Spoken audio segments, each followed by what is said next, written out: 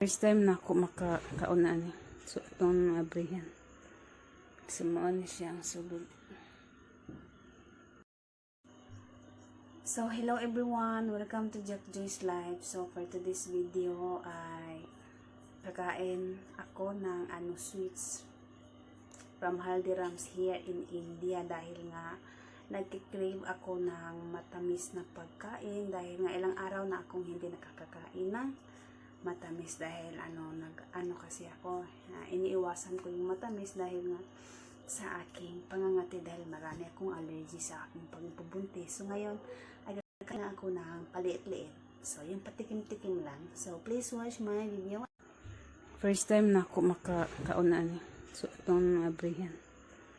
Sumaan siya ang sulod. Murag tamis jud kay siya. So, we will try this time.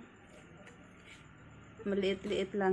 Kaya kapag tayo ay buntis, ay bawal tayo sa masyadong matamis.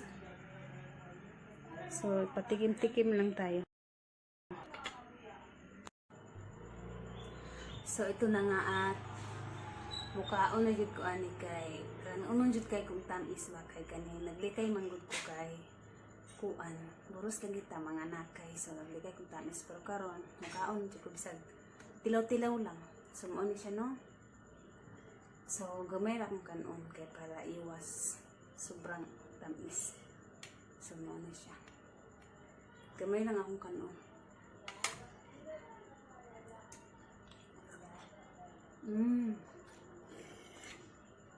Tamis kay siya, grabe. Iba ang sweets dito sa India kapag kasi nasabi nilang sweets talagang napakatamis, parang sugar na yung kinain mo. Yan ang next ito. So ito siya. So ito na ang ating kainin.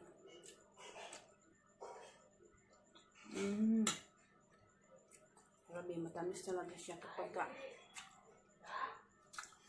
sweets talaga siya. Talagang napakatamis. Aasahan mo na ang tamis-tamis niya. So, pasensya na sa aking damit kasi nga nandito na ako sa bahay. Kaya ulit-ulit ang aking sinusuot. Then, ang next natin titikman ay ito. So, kumuha lang ako ng paunti-unti.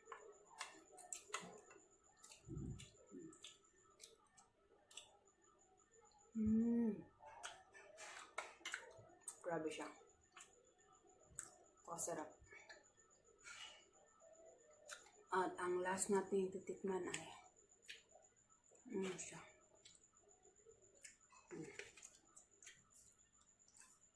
So, ito lang naman siya.